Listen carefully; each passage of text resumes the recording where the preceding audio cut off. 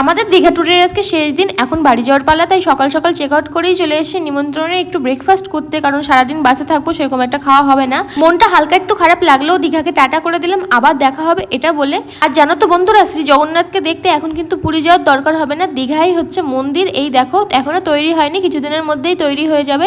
আমার তো খুব মজা লাগছে, আমি তো আসবোই, আমার ফ্যামিলিকেও নিয়ে আসবো দর্শন করাতে। তোমরা কে কে আসবে অবশ্যই কমেন্ট করো। আর এই যে হচ্ছে তার বিশাল বড় গেট।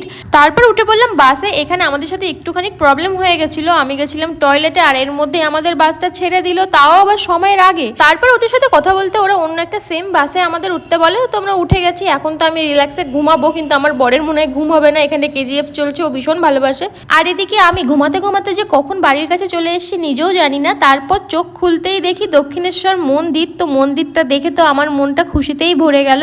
তারপর ফাইনালি চলে এলাম বাড়ি। আর এতদিন পর বাড়ি এসে কুলপিকে দেখে ভীষণ শান্তি লাগছিল। আজকের মতো টাটা।